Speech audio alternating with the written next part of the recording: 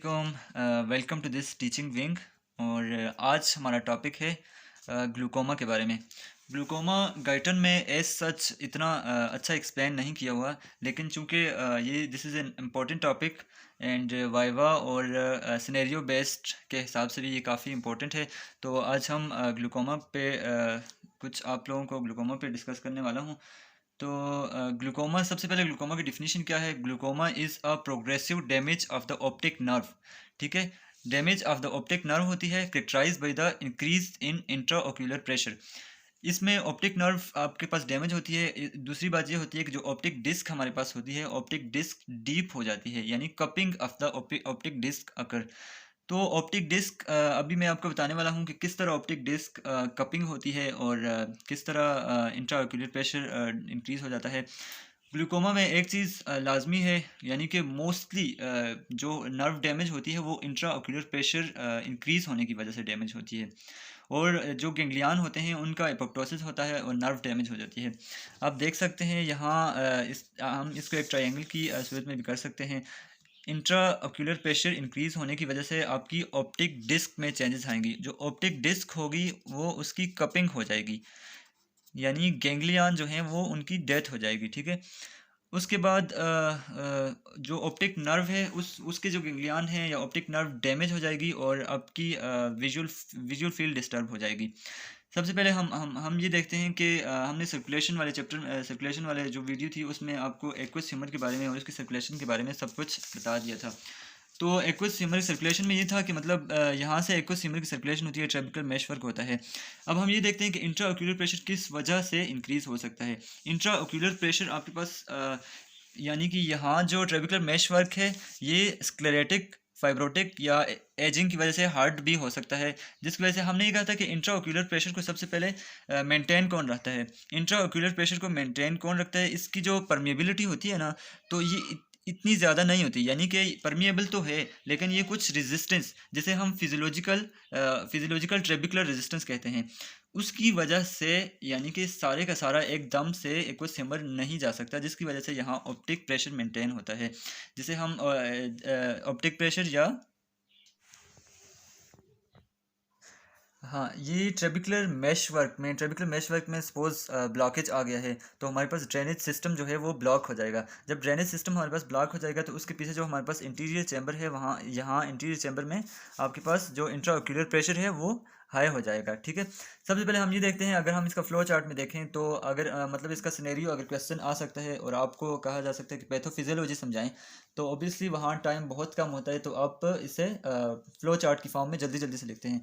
तो जल्दी जल्दी से मैं आपको ये समझा रहा हूँ कि सबसे पहले आपके पास ग्रुप ऑफ फैक्टर्स होते हैं। कोई भी फैक्टर हो सकता है, इन्फेक्शन हो सकता है, स्क्लेरोटिक प्लेक्स हो सकते हैं, या आयरिस में कुछ फंक्शंस डैमेज हो सकते हैं, जिनकी वजह से हमारे पास ड्रेनेज सिस्टम ब्लॉक हो जाएगा। ठीक है, ड्रेनेज सिस्टम ब्लॉक होगा तो उसके पीछे हमारे पास इंट्रा ऑक्यूलर प्रेशर हाई हो जाएगा। ठीक है, इंट्रा ऑक्यूलर प्रेशर हाई हो जाएगा।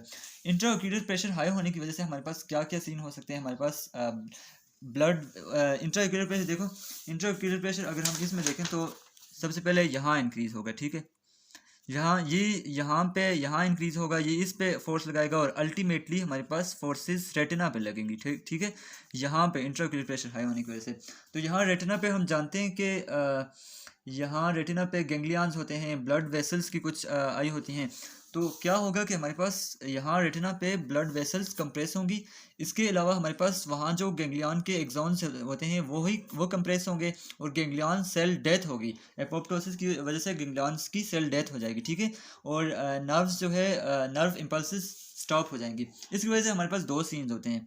एक हमारे पास कपिंग ऑफ ऑप्टिक डिस्क क्या है हमारे पास, जो अगर ये पोस्टीरियर पार्ट को ऐसे बनाऊं, ऐसे पोस्टीरियर पार्ट ऐसे होता है ना, तो अगर मैं इस चीज़ को ऐसे बनाऊं, ठीक है, ये हमारे पास रेटिना का पोस्टीरियर पार्ट है। इसका जो सेंट्रल पार्ट होता है जहाँ से ऑप्टिक नर्व पोस्टीरियरली जाती है, यहाँ ये वाला पार्ट मैं यहाँ बता रहा हूँ। ठीक है, यहाँ ऑप्टिक नर्व, तो यहाँ ब्लड वेसल्स होती हैं और यहाँ से ऑप्टिक नर्व के गैंग्लियन काफ़ी होते हैं। ठीक है, यहाँ पर प्रेशर अप्लाई होता है। ठीक है, प्रेशर अप्लाई होता है और उनकी वजह से हमारे पास ये जो ब्लड वेसल्स होती हैं ये कंप्रेस हो जाती हैं, और यहाँ जो गैंग्लियंस होते हैं अगर बहुत ज़्यादा अगर परसिस्टिंग प्रेशर हो तो गैंग्लियन हमारे पास डैमेज हो जाते हैं। ठीक है, और अच्छा, ये जो ऑप्टिक डिस्क है ना, जहाँ ऑप्टिक डिस्क वो एरिया है ना, ये बड़ा सा होता है। इसके अंदर जो ऑप्टिक किनाल होती है वो एज़ कम्पेयर, नहीं ऑप्टिक किनाल सॉरी, इसके अंदर जो हमारे पास ऑप्टिक कप होता है वो एज़ कम्पेयर इसके मुकाबले में बहुत छोटा होता है ऑप्टिक कप।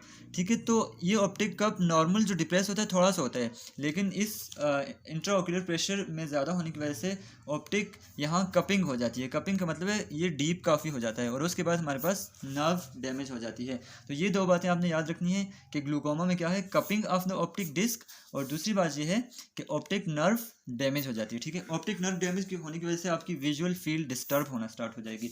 यानी अगर यहाँ के सेल्स डैमेज हो जाएंगे, यहाँ के सेल डैमेज किसी किसी जगह, तो विजुअल फील्ड आपकी डिस्टर्ब। विजुअल फील्ड क्या है कि जो area which is available for the observation when you see straight, जब हम स्ट्रेट कोई चीज़ देखते हैं तो आगे हमारे पास जो विजिबल एरिया होता है, सपोज हमारी आगे हम इतने एरिया में देख सकते हैं, तो ये हमारे पास विजुअल फील्ड होगी। तो इसमें कहीं कहीं डार्क स्पॉट्स आना स्टार्ट हो जाएंगे, ये एरिया सपोज कुछ एरिया ये वो, और करते करते अगर इसको ट्रीट ना किया जाए टाइम पे, तो ये हमारे पास वो हो सकता है, ये हमारे पास कंप्लीट ब्लाइंडनेस हमें अकर होगी और फिर अंधेरा ही अंधेरा होगा। ठीक है, और इसके बाद अब हम इसकी टाइप्स और इसकी टाइप्स करते हैं। वैसे तो इसकी टाइप्स काफ़ी सारी हैं, लेकिन इस लेवल पे, हमारे लेवल पे मैं सबसे ज़्यादा जो इंपॉर्टेंट होती हैं वो हमारे पास ओपन एंगल और क्लोज्ड एंगल होती हैं। ठीक है, ओपन एंगल को हम वाइड एंगल भी कहते हैं और क्रोनिक सिंपल भी कहते हैं, और क्लोज्ड एंगल को हम नैरो कहते हैं। अब हम ये देखते हैं कि ओपन एंगल किस तरह ओपन एंगल है, क्या चीज़ ओपन होती है। ठीक है, दरअसल जब भी हम ओपन एंगल की बात करेंगे तो हम ट्रेबिकुलर जो मेश वर्क होता है या हमारे पास ड्रेनेज सिस्टम होता है उसमें ब्लॉक की बात करेंगे। ठीक है, ओपन एंगल यानी कि ये जो ओपन होता है, ओपन एंगल में ये नॉर्मल ही रहता है या ये थोड़ा सा वाइड हो जाता है। ठीक है, लेकिन हमारे पास जहाँ कोई प्लेक बन गया है, यहाँ कोई ब्लॉकेज हो गया है ट्रेबिकुलर मेश वर्क में। ठीक है, जब ट्रेबिकुलर मेश वर्क में ब्लॉकेज हो गया है तो यहाँ से आगे फ्लूइड स्टॉप हो जाएगा, यहाँ से आगे फ्लूइड यानी कि जो एक्वस ह्यूमर है वो स्टॉप होगा, तो इस लिहाज से एक्वस ह्यूमर होगा, एक्वस ह्यूमर में इंट्राओक्यूलर प्रेशर इंक्रीज होगा, और फिर सारी पैथोफिजियोलॉजी जो मैंने आपको पीछे समझा दी है वो होगी, यानी ऑप्टिक नर्व डैमेज और वो सब कुछ। ये ओपन एंगल है। ठीक है, इसमें एंगल तकरीबन नॉर्मल रहता है।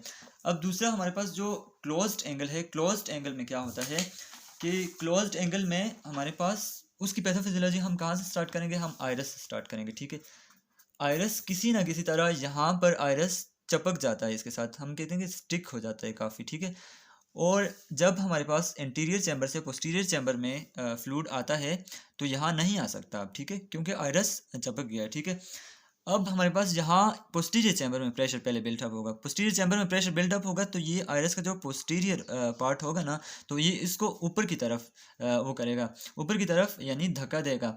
तो ये हमारे पास आयरस जो है, हमारे पास आयरस पोस्टीरियरली ऐसे हो जाएगी ये।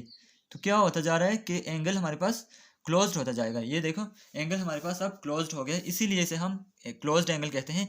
जब एंगल क्लोज्ड होगा तो यहाँ भी प्रेशर, इंट्राओक्यूलर प्रेशर डेवलप होगा और हमारे पास सारे आई लेट का इंट्राओक्यूलर प्रेशर बढ़ जाएगा, जिसकी वजह से नर्व डैमेज होंगी। तो क्लोज्ड एंगल की पैथोफिजियोलॉजी में हम आयरस की बात करेंगे, यानी कि यहाँ से उसमें हमारे पास जो ड्रेनेज सिस्टम है वो नॉर्मल है, लेकिन हमारे पास कुछ और ऐसी काज है कि जिसकी वजह से हमारे पास एंगल क्लोज है।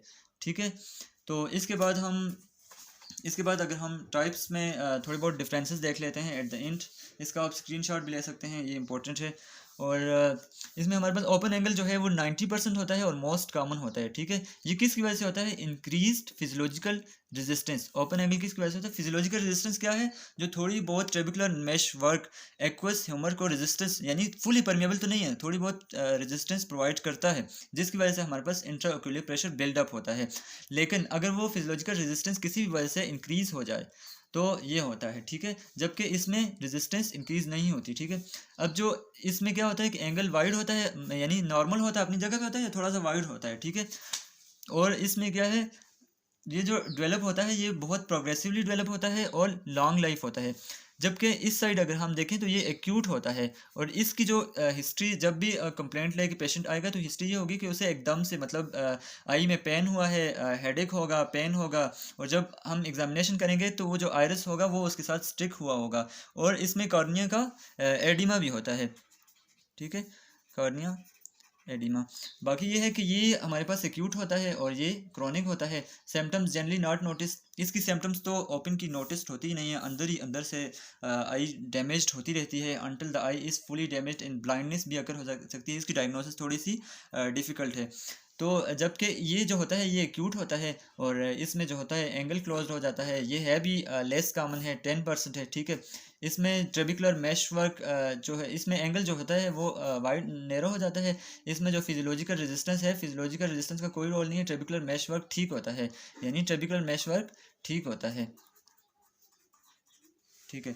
इसके अलावा लास्ट में मैं आपको जो ग्लूकोमा की दो टाइप्स बताना चाहता हूँ। ये इतनी इंपॉर्टेंट नहीं है, लेकिन ये है कि यानी कि हमने ये कहा था कि ग्लूकोमा में हमेशा यानी मोस्टली 90 to 99% केसेस में हम कह सकते हैं कि इंट्राओक्यूलर प्रेशर जो होता है वो हाई हो जाता है। लेकिन कुछ ऐसा केस है जिसमें हमारे पास वो जो ट्रायंगल होता है इसके दो तो हैं, यानी ऑप्टिक डिस्क भी डैमेज है और हमारे पास ऑप्थेल्मिक जो नहीं ऑप्टिक जो नर्व होती है वो भी हमारे पास डैमेज है।